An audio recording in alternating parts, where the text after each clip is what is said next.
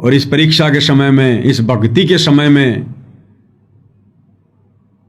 आप और हमने श्वासों का ज़्यादा से ज़्यादा सदुपयोग सुमरण में, भक्ति में करना था। और काल कहाँ करवा रहा है, एक छोटा सा वीडियो दिखाते हैं आपको। यह छोटा सा वीडियो है हरियाणा के रोहतक का। और क्या हो रहा है यहाँ पर, संत रामपाल जी के सतलोक आश्रमों से जुड़े हुए फॉलोवर सड़कें साफ कर रहे हैं, कचरा साफ कर रहे हैं, मिट्टी साफ कर रहे हैं, झाड़ू ले लेके, जैसे बाबा राम रहीम की संगत किया करती थी। अरे बाबा राम रहीम की संगत तो कर सकती है, कोई बड़ी बात नहीं है, क्योंकि उनके पास में सतनाम नहीं है, उनको सतलोक नहीं जाना, उनके गुरु तत्वज्ञानी नहीं है, उनके गुरु ने उन आत्माओं को श्वासों की और समय की कीमत नहीं समझाई। तो वो आत्माएं तो कर सकती हैं ये काम, समाज की वाहवाही लूटने के लिए। लेकिन सतगुरु रामपाल जी परमेश्वर जी के भक्ति मार्ग में ये फालतू के कार्य करना, ये भक्ति नियमों के विरुद्ध है। परमेश्वर सतलोक से चलकर हमारे से रोड़े साफ करवाने के लिए नहीं आए। देखिएगा किस प्रकार से अपनी अज्ञानता का प्रमाण दे रहे हैं, मूर्खता का प्रमाण दे रहे हैं। सदगुरुदेव जी की जय। परमात्मा की कृपा से आज रोहतक के जीन चौक पर संत रामपाल जी महाराज जी के अनुयायियों के द्वारा सफाई अभियान चलाया जा रहा है, जिसमें बड़ी तादाद में माताएं बहनें भी हैं और भगत भी आए हुए हैं। और बहुत जोरों शोरों से सफाई अभियान चलाया जा रहा है, ताकि लोगों में भी सफाई को लेकर, स्वच्छता को लेकर और समाज सेवा को लेकर एक जागरूकता फैल सके। तो संत रामपाल जी महाराज के अनुयायी जहाँ भी समाज सेवा का अवसर होता है सबसे अग्रणी रहते हैं और समाज सेवा करके समाज के प्रति अपनी जिम्मेदारी भी निभाते हैं।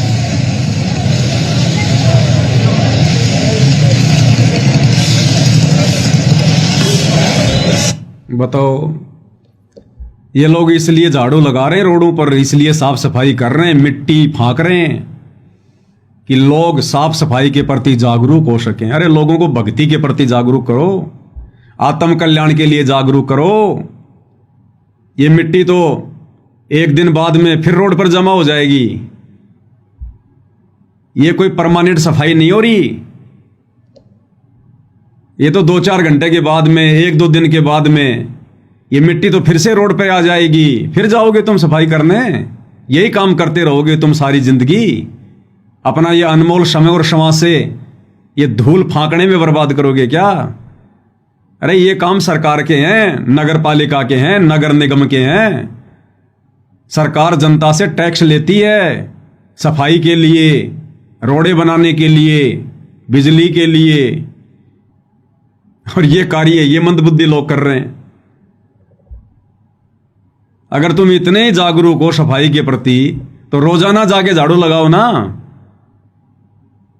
ले लो सारे सरकार का ठेका, तुम्हें ले लो झाड़ू का, पूरे शहर का ठेका तुम्हें ले लो साफ सफाई करने का, क्योंकि भक्ति तो तुम्हारे को करनी नहीं है, बकवास तुम्हारे को अच्छी लगती है।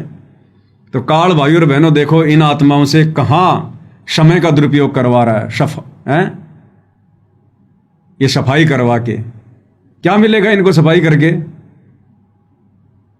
शहर में रोजाना सफाई होती है, गाड़ियां आती हैं सरकार की कचरा उठाने के लिए, और एक दिन की सफाई से क्या भला हो जाएगा? लेकिन इनका कितना बड़ा नुकसान हो गया। उस शहर का तो भला हो ना हो, लेकिन इन आत्माओं का कितना बड़ा नुकसान हो गया। एक एक श्वास की कीमत है, एक एक श्वास की कीमत है। इसलिए भाई और बहनों, दास बार बार कहता है कि ये लोग भक्ति के निकट भी नहीं है, भक्ति के निकट भी। अभी ये लोग मान बढ़ाई में फंसे हुए हैं, अहंकार में फंसे हुए हैं, पब्लिसिटी में फंसे हुए हैं। मर्यादा इन सबकी टूटी हुई है, बुद्धि पे इनके काल बैठा है, ढंग का काम कोई करने नहीं देगा। और देख लो इस अनमोल समय का किस प्रकार से काल दुरुपयोग करवा रहा है। इसके अलावा एक छोटा सा वीडियो और दिखाते हैं आपको। हरियाणा के कुछ जिलों में बाढ़ आई हुई है। 2-3 गांव बताए, उनमें एक ये गुराना है, कि डुराना गांव है। इसमें भी बाढ़ का पानी आया हुआ है। काल भाई और बहनों ऐसी प्रेरणा करेगा, ऐसी प्रेरणा करेगा। इस गांव के सरपंच ने, जिस गांव में ये गुराना गांव है, डुराना गांव है हिसार में, इसमें पानी भरा हुआ है। और इस गांव के सरपंच ने ये लोग कह रहे हैं कि गांव के सरपंच ने वैसे ही मजाक मजाक में कह दिया बाबा रामपाल के भक्तों को, वैसे ही मजाक में कि रे ये एक आधा मकान तो कोई भी बना सकता है, जो तुम ये मकान बना रहे हो ना, ये अन्नपूर्णा अन्नपूर्णा, अरे एक आध मकान तो कोई भी बना सकता है, तुम्हारे को जब माने जब हमारे गांव का पानी निकाल दो। देखो काल ने कहां आग लगाई। काल भाई और बहनों ऐसे सूक्ष्म चाल चलता है। इस गांव के सरपंच ने मजाक मजाक में कह दिया कि एक आधा मकान तो कोई भी बना दे, ये बड़ी बात है, ये तो बाबा राम रहीम ने भी बहुत बनाए। मारे गांव का बाढ़ का पानी बाहर निकालो तब जाने। बस इतना ही कहना था। और ये शतलोक आश्रम वाले पूछ गए वहां पर उस गांव में, बोले जी क्या समस्या है आपकी। उन्होंने कह दिया गांव में पानी भरा है, फसलें बर्बाद होंगी, निकालो इस पानी को। तो ये क्या कह रहा है कि मात्र 1.5 घंटे के अंदर, मात्र 1.5 घंटे में सरपंच जी ने मजाक किया था, और मात्र 1.5 घंटे में हमारी प्रार्थना का जवाब आ गया। इन लोगों ने कहा जी हम हमारे गुरुजी से प्रार्थना लगाएंगे, और 1.5 घंटे के अंदर इन लोगों ने जवाब दे दिया कि हमारे गुरुजी का आदेश आ गया कि उस गांव की मदद करो, उस गांव का सारा पानी बाहर निकालो। मात्र 1.5 घंटे के अंदर। और भगत समाज के ज्योति पाठ और दान का 50 लाख रुपया पाइप में और मोटर खरीद कर इस गांव को देने में बर्बाद कर दिया इन आश्रम वालों ने। बर्बाद, इसको बर्बाद ही कहेंगे हम भक्ति मार्ग के हिसाब से। इस गांव के हिसाब से तो बहुत बढ़िया काम हो गया,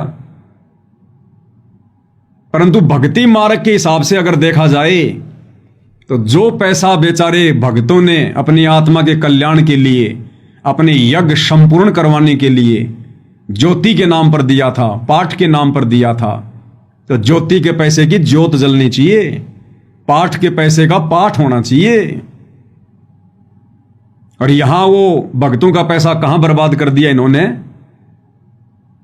इस गांव के लिए 50 लाख रुपए की मोटर और पाइप खरीद कर देने के लिए। क्या कह रहे हैं भाई साहब, सुनिएगा कि हम लोगों ने तो मजाक मजाक में कहा था, और इन्होंने तो 1.5 घंटे में बोले जी यो काम हम कराएंगे, अब सारा का सारा तुम्हारा। क्या कह रहा है साहब ने एक हंसी मजाक के तरीके से ये बात कही होगी शायद। ये कह रहा, ये सरपंच प्रतिनिधि है वहां का, और ये कह रहा कि सरपंच साहब ने एक हंसी मजाक के हिसाब से बात कही थी, और इन्होंने तो सीरियस ले लिया उस बात को। साहब ने एक हंसी मजाक के तरीके से ये बात कही होगी शायद कि भाई एक मकान तो कोई भी बना दे, मेरा तो गांव बाढ़ से पीड़ित है, आप गांव का पानी उतारो। तो फिर कमेटी ने कहा सरपंच साहब हम जरूर आपकी जो ये प्रार्थना है ये संत रामपाल जी महाराज को पहुंचा रहे हैं। तो 1.5 घंटे में ही रिस्पॉन्स आ गया, और टीम ने वापिस पूरे गांव में कहा कि भाई हम आपको आपकी डिमांड बताओ क्या है। पूरी ग्राम पंचायत ने कल ये डिमांड दी, और आज 24 घंटे के अंदर इतना जल्दी तो मतलब प्रशासन ने मारा है। पिछले 6-7 दिन हो गए प्रशासन ने लगे हुए। इतनी जल्दी तो प्रशासन ने भी मदद नहीं पहुंचाई जितनी जल्दी संत रामपाल महाराज जी ने जो गांव की मदद करने का। देखा भाई और बहनों, काल ऐसे सूक्ष्म चाल चलता है, भक्तों का पैसा भी भाड़ में लगवा दिया, भक्तों का समय भी बर्बाद करवा दिया। कह रहा कि 1.5 घंटे में हमारी प्रार्थना का जवाब आ गया। 1.5 घंटे में, हमने तो खाली मजाक मजाक में कहा था। और ये होते हैं आदेश जो हमें सुनाया जाता ना कि गुरु जी का आदेश आ गया, गुरु जी का आदेश आ गया। ऐसे आदेश आते हैं गुरु जी के। गुरु जी की तरफ से कोई आदेश नहीं आता, ये जबरदस्ती के आदेश लिए जाते हैं गुरु जी से। अरे गांव वाले तो पता नहीं क्या डिमांड करेंगे, गांव वाले तो पता नहीं क्या क्या मजाक करेंगे। हम भगत मूर्ख हैं क्या जो हर किसी की बात को उठाकर अपने गुरु जी के चरणों में रख देंगे? गांव वाले तो कल को कहेंगे हमारे गांव में शराब का ठेका नहीं है, एक मकान तो कोई भी बनवा दे, एक शराब का ठेका बनवा के दिखाओ। तो क्या ये प्रार्थना तुम गुरु जी के चरणों में लगाओगे क्या? अरे ये गांव का पानी निकालना है कि नहीं निकालना, ये प्रशासन का काम है, सरकार का काम है। टैक्स लेती है गवर्नमेंट। इस गांव ने वोट दिए, एमएलए बनाए, मंत्री बनाए, प्रधानमंत्री बनाए हैं। ये प्रशासन का काम था। और इनके कर्म, इस गांव वालों के कर्म, इनका पानी निकलता या नहीं निकलता, हम भक्तों ने कोई ठेकेदारी ले रखी है भाई? अरे आने वाले समय में तो ये कर्म की मार नगर नगर पे पड़ेगी, गांव गांव पे पड़ेगी, पूरे विश्व पे पड़ेगी।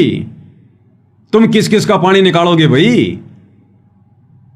तुम किस किस की मोटर लगाओगे, किस किस का पानी लगाओगे? ये कर्म की मार तो पूरे विश्व पे पड़ेगी भाई। और तुम आगे से आगे बढ़कर इनकी मदद कर रहे हो। ये क्यों भक्ति करेंगे भाई? अरे इनके ऊपर तुम आपत्ति तो आने नहीं दे रहे। और जब आपत्ति नहीं होगी, परेशानी नहीं होगी, तो भक्ति कौन करेगा? कौन नाम लेगा? तो ये भाई और बहनों, जबरदस्ती काल फंसा रहा है। इन कुपात्रों को जो पैसा दिया है भगत समाज ने ज्योति और पाठ का इस परीक्षा के समय में, उसका दुरुपयोग करवा रहा है काल। तो ऐसे होते हैं इनके आदेश आश्रम वालों के। गुरु जी की तरफ से कोई आदेश नहीं आते। इन्होंने जबरदस्ती जाकर प्रार्थना लगाई है कि गुरु जी ऐसे ऐसे उस गांव में पानी भर गया, और गांव वाले कह रहे हैं कि हमारा पानी निकालो। तो भैया परीक्षा का समय है। परीक्षा के समय में विद्यार्थी टीचर से कहेगा कि गुरुजी मैं भारत की राजधानी दक्षिण अफ्रीका लिख दूं क्या? तो गुरु कहेगा बेटा लिख दे, देरी मत कर। गुरु सच्ची नहीं बताएगा परीक्षा के समय में। विद्यार्थी जैसा चाहेगा वैसा ही जवाब देगा गुरु। तो ये हैं इनके आदेश, जिन आदेशों पर आंख बंद करके ये नादान संगत चल रही है, अपना समय और क्षमा से बर्बाद कर रही है। और दूसरा विचारणीय विषय भाई और बहनों, दूसरा विचारणीय विषय, अगर तुम्हारी आंखें खुल जाएं तो बेचारा दुखी भगत समाज जब अपनी प्रार्थना लगाता है तो क्या कहा जाता है? भगत जी आपकी प्रार्थना का जवाब 3 दिन बाद आएगा, 2 दिन बाद आएगा, 24 घंटे बाद फोन करना, फलानी तारीख को फोन करना। जो बेचारा भगत समाज भक्ति कर रहा है, इन आश्रम वालों को बकवाद करने के लिए धन दे रहा है, उन बेचारे भक्तों की प्रार्थना का जवाब तो 3 दिन में, सप्ताह भर में। और ये गांव वाले निगुरे भक्तिहीन प्राणी, इनकी प्रार्थना का जवाब मात्र 1.5 घंटे में। इनकी प्रार्थना का जवाब केवल 1.5 घंटे में, और साथ में समाधान भी तुरंत समाधान। 50 लाख रुपए के पाइप और मोटर लेकर पहुंच गए तुरंत। और भक्तों की प्रार्थना का जवाब 3 दिन में, और समाधान क्या बताया जाता है? गुरु जी का आदेश है पाठ करवा दे 25,000 का, ज्योति करवा दे 2500 रुपए की। भक्तों के साथ में तो ये धोखाधड़ी। और ये जगत वाले भक्तिहीन प्राणी जिनके पास भक्ति का टपका भी नहीं है। भाई और बहनों, थोड़ा लाइट चली गई है, थोड़ा लाइट वाइट जलाते हैं। तो भाई और बहनों, बेचारे भोले भाले भगत जो परमात्मा की भक्ति कर रहे हैं, इन आश्रम वालों को बकवाद करने के लिए ज्योति पाठ और दान का पैसा दे रहे हैं। इनके एक इशारे पर रोडों की सफाई करते हैं, धूल फांक रहे हैं, राजनेताओं की रैलियों में जाकर अपना जीवन बर्बाद कर रहे हैं। जब वो भगत प्रार्थना लगाते हैं तो उनकी प्रार्थना का जवाब तो 3 दिन बाद आता है। और समाधान क्या बताया जाता है? 25,000 का पाठ करवा दे, 2500 रुपए की ज्योति करवा दे। और ये जगत वाले भक्तिहीन प्राणी, इनकी प्रार्थना का जवाब, हंसी मजाक में लगाई गई प्रार्थना का जवाब मात्र 1.5 घंटे में। और समाधान क्या होता है? 50 लाख रुपए। लो जी, हमारे गुरुजी की तरफ से 50 लाख रुपए। तो भाई और बहनों, ये तो वो कहावत हो गई जो गुरुदेव अपने सत्संगों में बताते हैं कि बच्चों, वो किसान मूर्ख है जो बिना दूध देने वाली गाय को या भैंस को दूध देने वाली भैंस की खुराक खिला रहा है। तो जो दूध देने वाली गाय हैं, बेचारे भगत, उनको तो सूखी घास डाली जा रही है। और जो बाखड़ी गाय हैं, जो दूध नहीं देती, उनके ऊपर 50-50 लाख रुपए वारे जा रहे हैं। इसलिए भगवान कहते हैं, निरंजन धन तेरा दरबार, यहां तनिक ना न्याय विचार। निरंजन धन तेरा दरबार, यहां तनिक ना न्याय विचार। ये भगत समाज ने विचार करना पड़ेगा। ये हम भक्तों के काम नहीं थे, ये प्रशासन का काम है। पानी निकालना, मोटर लगाना, हमने बैठ के चुपचाप अपनी भक्ति करनी है। लेकिन काल तो भाई और बहनों बकवाद करवाएगा, बकवाद। वो क्यों चाहेगा कि कोई भक्ति कर ले? काल क्यों चाहेगा कि कोई भक्ति कर ले, मर्यादा में रह ले? तो काल तो भाई और बहनों बकवाद करवाएगा, बकवाद। इसलिए दास कह रहा है कि ये लोग भक्ति के निकट भी नहीं है, भक्ति के निकट भी। ये क्या जवाब देंगे आने वाले समय में, जब इनका परमात्मा से आमना सामना होगा? जब इस परीक्षा का रिजल्ट आएगा, तब ये क्या मुंह लेके खड़ा होंगे अपने गुरुदेव भगवान के सामने? आज उनको मानुष मानकर जो बकवाद ये लोग कर रहे हैं, अरे ये कर्म की मार तो आने वाले समय में पूरी दुनिया पर पड़ेगी। और दुनिया वालों से ज्यादा ये कर्म की मार तुम बकवाद करने वाले भक्तों पर पड़ेगी। फिर देखेंगे तुम्हारा पानी कौन निकालेगा, तुम्हारी मोटर कौन लगाएगा फिर। तो कल को जब गुरुदेव भगवान आएंगे, क्या मुंह लेकर खड़े होंगे ये लोग? क्या जवाब देंगे ये लोग? आज उनको मानुष मानकर बकवाद कर रहे हैं। इनको डर नहीं है कि हमें भगवान देख भी रहा है, हमारी बकवादों को भगवान देख रहा है। हम बार बार जगत वाले लोगों की व्यर्थ की प्रार्थनाएं ले जाकर परमात्मा के सामने रख देते हैं। इस परीक्षा के समय में वो परमात्मा हमारे पीछे से अपने माथे में 3 थप्पियां मारता होगा कि मैंने किन गधों को गीता जी का ज्ञान दे दिया। ये गीता ज्ञान, ये तत्व ज्ञान अगर मैं किसी गधे को देता तो 30 साल में तो वो भी बैकुंठ जाने को तैयार हो जाता। और ये तो नरक की तैयारी कर रहे हैं, नरक की तैयारी।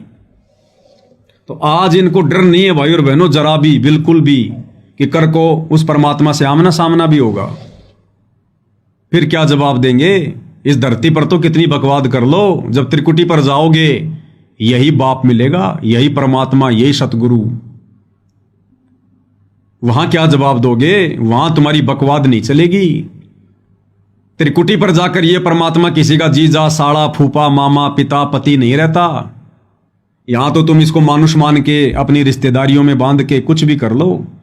जब त्रिकुटी पर जाओगे ना, तो त्रिकुटी पर यह नहीं सुनेगा तुम्हारी। वहां से सीधे रिजेक्ट हो जाओगे, सीधे रिजेक्ट। और ये काल हमें यहां पर बांध रहा है, ये दोगला आचरण। भक्तों को 25,000 का पाठ और 3 दिन में प्रार्थना का जवाब, और जगत वालों की प्रार्थना का जवाब 1.5 घंटे में, और 50 लाख रुपए की मदद। इसलिए भाई और बहनों, अपने एक शब्द में पूज्य गुरुदेव भगवान ने हमें चेताया है, हमें बताया है। गुरुदेव भगवान ने बताया कि एक बार मीराबाई जब नगरी को छोड़कर भक्ति के लिए वृंदावन चली गई थी, तो साधु संतों के साथ में रहने लगी, वहीं सोने लगी। हालांकि देख रेख उसकी परमात्मा कर रहे थे, अपनी आत्माओं के साथ परमात्मा रहते हैं, भले हमें ना दिखाई दे। तो मीराबाई राजघराने से थी, राठौड़ परिवार से थी, शकल से भी सुंदर थी, युवा थी। तो जहां वो रह रही थी वृंदावन में, वहां एक निकम्मे संत की कुदृष्टि पड़ गई। रात्रि को सोते समय वो मीराबाई के साथ में बकवाद करने की कोशिश करने लगा। तो मीराबाई ने जैसे तैसे करके अपनी इज्जत बचाई, और दूसरे दिन जब प्रवचन हो रहा था, वो व्यक्ति वहां आगे बैठा हुआ था, और जब मीराबाई का नंबर आया और जब मीराबाई सत्संग करने लगी, तो उस व्यक्ति ने पहचान लिया कि ये तो वही है रात वाली, और तूने तो इसके साथ में बकवाद करनी चाहिए थी, और अब ये सबके सामने बताएगी, और यहां लोग तेरी जूतों से पिटाई करेंगे। तो मीराबाई को देखते ही उस निकम्मी आत्मा ने, जो सबसे आगे बैठा हुआ था, उसने नीची गर्दन कर ली, नीची, शर्मा गया वो, पानी पानी हो गया, पसीना आ गया। तो मीराबाई उसको क्या कहने लगी, सत्संग में तू शर्मावे, तेरे माड़े भाग से भाई रे। जहां ब्रह्मा विष्णु महेश दिखे थे, तनकती शर्म ना आई रे। सत्संग में तू शर्मावे, तेरे माड़े भाग से भाई रे। जहां ब्रह्मा विष्णु महेश दिखे थे, तनकती शर्म ना आई रे।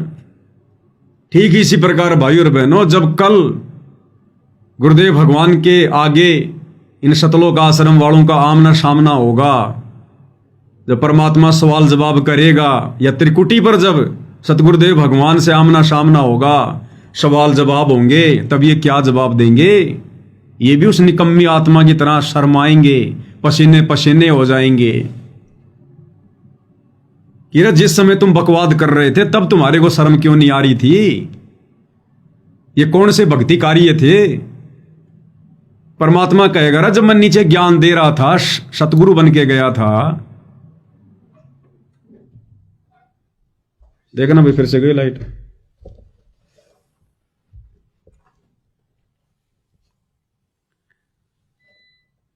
बैटरी दे।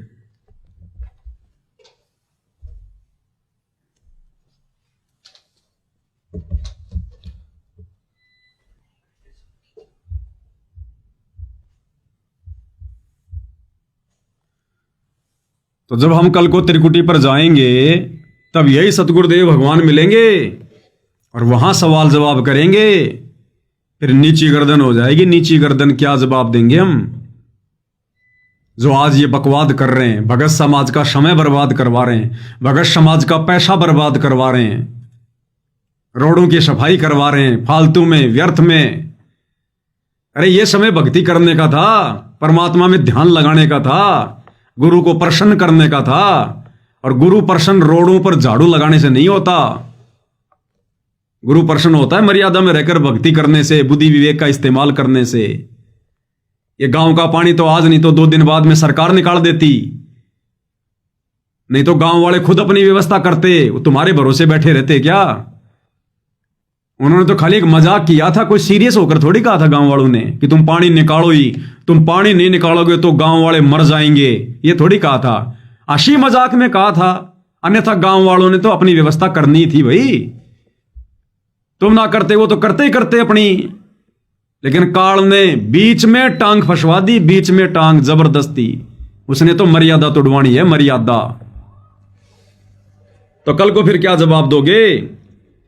फिर परमात्मा भी यही कहेगा, सत्संग में तू शर्मावे तेरे माड़े भाग से भाई रे, जहां ब्रह्मा विष्णु महेश देखे थे तन कति शर्म ना आई रे। कि हे नालायक आत्माओं, जिस समय तुम बरवाला कांड के बाद ये बकवादे कर रहे थे, उस समय मैं हिसार जेल में बैठा बैठा सब कुछ देख रहा था। तब तुम्हें शर्म क्यों नहीं आई? तब तुम क्यों बढ़ चढ़ के बकवादे कर रहे थे? और अब तू पसीने पसीने हो रहा है। मूल कमल में गणेश का वासा, या सतगुरु ने समझाई रे, स्वाद चक्र में ब्रह्मा रहते संग सावित्री माई रे। मेरा भाई उस निकम्मी आत्मा को कह रही है संकेतों में कि नालायक इंसान, जब तू मेरे साथ में छेड़छाड़ करने का प्रयास कर रहा था, अरे उस समय तेरे को शर्म क्यों नहीं आई? इसी शरीर में ये भगवान बैठे हुए थे, मूल कमल में गणेश जी बैठे हुए थे, वो देख रहे थे वहां पर सारा सब कुछ। तेरे को उस भगवान से शर्म क्यों नहीं आई? और आज तू मेरे सामने शर्मा रहा है कि अब ये सबके सामने बताएगी तो तेरी पिटाई होगी। मेरे से तू शर्मा रहा है, घबरा रहा है, और जहां भगवान देख रहा था तेरे को मूल कमल में बैठकर, तब तुझे शर्म नहीं आई? तो त्रिकुटी पर जाकर इनकी नीची गर्दन हो जाएगी आश्रम वालों की। तब भगवान कहेगा, अरे गधे, जब मैं धरती पर था तब तो तू मेरे को मानुष मान रहा था, एक गुरु मान रहा था। उस समय तुझे डर नहीं बना, तुझे शर्म नहीं आई, और अब तू शर्मा रहा है। मूल कमल में गणेश का वासा, या सतगुरु ने समझाई रे, स्वाद चक्र में ब्रह्मा रहते संग सावित्री माई रे। और स्वाद चक्र में बैठे हुए ब्रह्मा जी और सावित्री देख रहे थे, तब तुझे शर्म क्यों नहीं आई? नाभि कमल में विष्णु विशंबर, जाके 3 लोक ठुकराई रे, वहीं लक्ष्मी माँ देखे थी तन जो जो कुबद कमाई रे। तो जो जो कुबद ये आश्रम वाले आज कमा रहे हैं, बरवाला कांड के बाद पथ भ्रष्ट कर दिया इन्होंने परमेश्वर की आत्माओं को, मर्यादा तोड़वा तोड़वा कर। कल को जवाब देना पड़ेगा इन सब का। सत्संग में तू शर्मावे तेरे माड़े भाग से भाई रे, जहां ब्रह्मा विष्णु महेश देखे थे तन कति शर्म ना आई रे। हृदय कमल में महादेव देवा, जिन अटल समाधि लाई रे, वहीं पार्वती माँ देखे थी तन के सोची अन्यायी रे। ऐसे ही जवाब लेगा परमात्मा त्रिकुटी पर, जो आज इनका लीडर बना फिर रहा है ना आश्रम वालों का। परमात्मा ऐसे जवाब लेगा कि अन्यायी नीच आत्मा, तुझे उस समय शर्म क्यों नहीं आई? तेरे को कोऑर्डिनेटर मैंने किस लिए बनाया था? इन आत्माओं की भक्ति को आगे बढ़ाने के लिए, इनको मर्यादाओं का पाठ सिखाने के लिए हैं?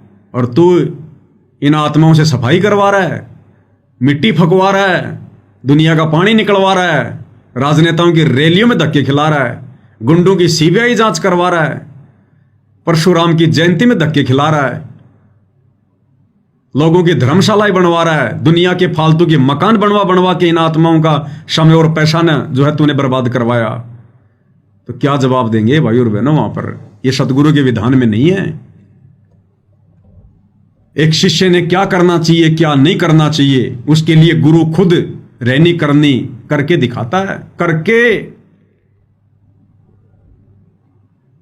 ये बकवादे हमारे गुरुदेव भगवान ने कभी ना की, ना कभी अपने भक्तों से करवाई, ना राजनीति गुरुदेव ने खुद की, ना कभी अपने भक्तों से करवाई। अरे ये गरीबी तो सतगुरु रामपाल जी के समय भी थी, जब वे करोथा आश्रम में थे, बरवाड़ा आश्रम में थे। ये गरीब तो उस समय भी थे। उस समय तो भगवान ने किसी के मकान नहीं बनवाए, या उस समय भगवान गरीब था, भगवान के पास पैसे नहीं थे उस समय। अब तुम्हारे पास में ज्यादा पैसे हो गए। ये बाढ़ वगैरह तो गुरुदेव भगवान के समय भी आती थी। ये जाटों की धर्मशालाएं तो गुरुदेव भगवान के समय भी काम चल रहे थे। परमात्मा ने तो कभी नहीं कहा अपने भक्तों से कि जाओ निकालो उनका पानी।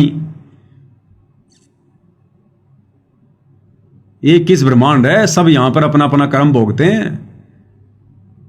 जिसने आपत्तियों से बचना है भक्ति करो, नाम उपदेश लो, मर्यादा में रहकर गुरु को प्रसन्न करो, तभी आपदाएं टलेंगी। तुम एक जगह का पानी निकालोगे 50 जगह बाढ़ आएंगी, कहां कहां का पानी निकालोगे तुम? कल को तुम्हारे खुद के घर डूबेंगे तब क्या होगा? तुम्हारी खुद की जान पे आफत आएगी तब क्या होगा? फिर तुम्हारा पानी कौन निकालेगा कल को? अभी तुम्हारी आंखें बंद हैं, तुम्हें दिखाई नहीं दे रहा। कंठ कमल में तोहे बताऊं, बसै अविद्या माई रे। त्रिकुटी कमल में सतगुरु कबीर रहते, पूर्ण समर्थ साईं रे। ये त्रिकुटी कमल में बैठा हुआ वो कबीर भगवान सतगुरु रामपाल जी भी देख रहा था, और देख रहे हैं वर्तमान में परमात्मा इन सारी बकवादों को। सत्संग में तू शर्मावे, तेरे माड़े भाग से भाई रे। जहां ब्रह्मा विष्णु महेश देखे थे, तन कति शर्म ना आई रे। सहस कमल में निरंजन जोगी, दे घंटा शंख सुनाई रे। शंख कमल में दर्शन कर ले, सत्य पुरुष आप गोसाई रे। सत्संग में तू शर्मावे, तेरे माड़े भाग से भाई रे। जहां ब्रह्मा विष्णु महेश देखे थे, तन कति शर्म ना आई रे। गुरु रामपाल जिन मेहर कर दी, दिया नाम जहाज बिठाई रे।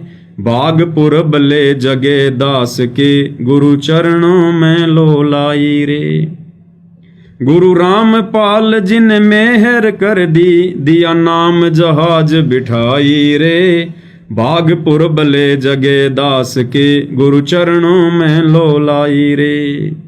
ये भाग जगे हैं साध संगत वालों के, सत्सेवक भाई बहनों के, जो इन बकवादों से हटकर, क्योंकि हमें धर्म कर्म की जानकारी दे दी गुरुदेव ने कि बच्चों ये कर्म भूमि है, यहां सब अपने अपने कर्म भोगते हैं। हमें भक्ति मिल गई, हमें यहां से अपना पीछा छुड़वाना है, हमने फटी में पैर नहीं फंसाना। तो भाई और बहनों, कैसे गुरुदेव भगवान ने साथ संगति से जोड़कर इन तमाम बकवादों से हमारे को बाईपास कर दिया, जो बकवादे काल इन आत्माओं के सिर पर बैठकर आए दिन करवा रहा है। तो भाग पुरबले जगे दास के, गुरु चरणों में लो लाई रे। आज हमारी लो, हमारी लगन हमारे गुरुदेव के चरणों में है। हम इन बकवादों का हिस्सा नहीं बनते। सत्संग में तू शर्मावे, तेरे माड़े भाग से भाई रे। जहां ब्रह्मा विष्णु महेश देखे थे, कति शर्म ना आई रे। तो क्या कह रहा है इस भाई की बात को एक बार फिर से सुन लेते हैं।